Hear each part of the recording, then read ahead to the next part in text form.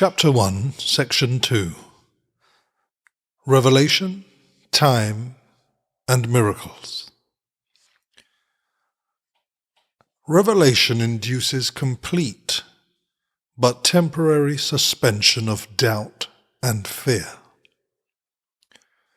It reflects the original form of communication between God and His creations, involving the extremely personal sense of creation sometimes sought in your physical relationships. Physical closeness cannot achieve it. Miracles, however, are genuinely interpersonal and result in true closeness to others. Revelation unites you directly with God.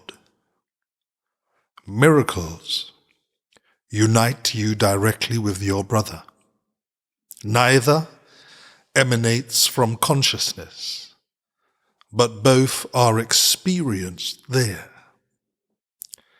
Consciousness is the state that induces action, though it does not inspire it.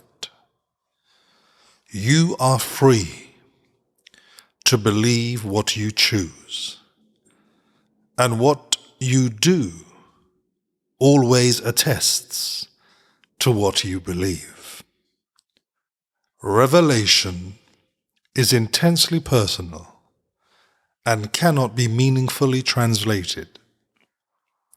That is why any attempt to describe it in words is impossible. Revelation induces only experience. Miracles, on the other hand, induces action. They are more useful now because of their interpersonal nature. In this phase of learning, working miracles is important because freedom from fear cannot be thrust upon you.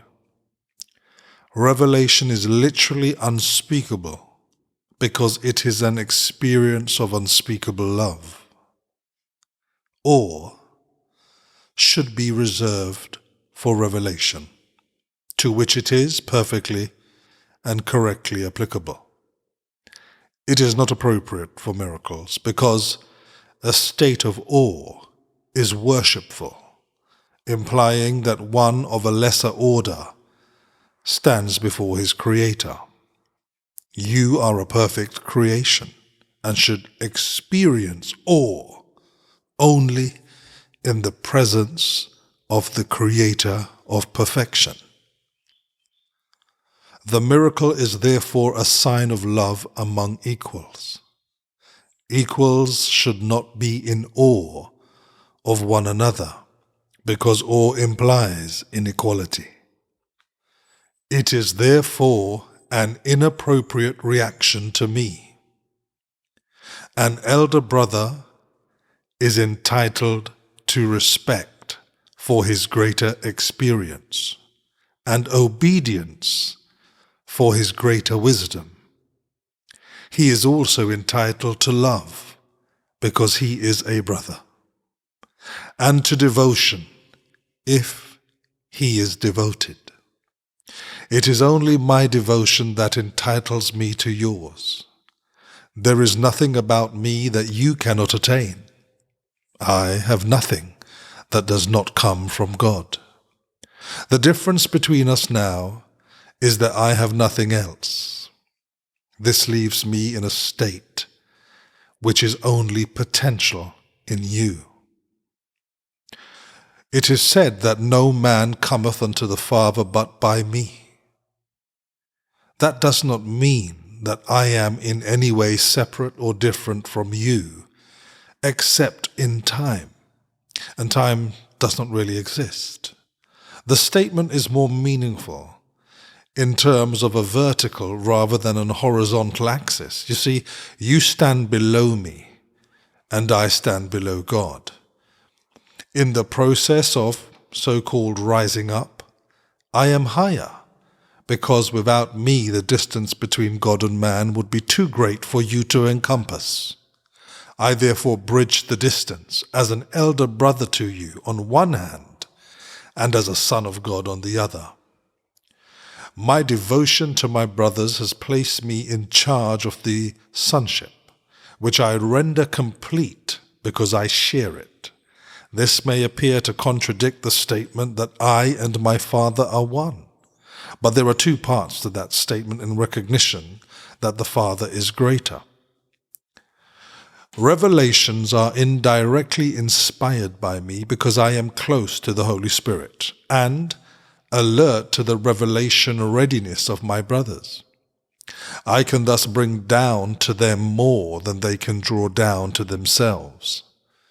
The Holy Spirit mediates higher to lower communication, keeping the direct channel from God to you open for revelation.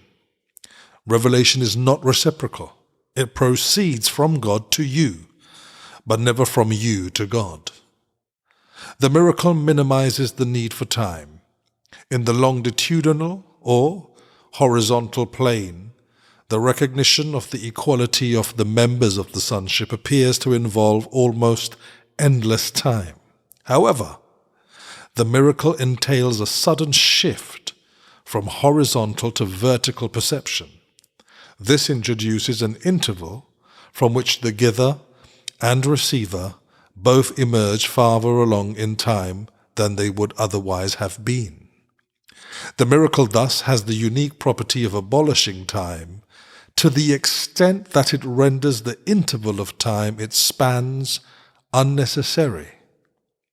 There is no relationship between the time a miracle takes and the time it covers. The miracle substitutes for learning that might have taken thousands of years. It does so by the underlying recognition of perfect equality of both giver and receiver on which the miracle rests. The miracle shortens time by collapsing it, thus eliminating certain intervals within it. It does this, however, within the larger temporal sequence.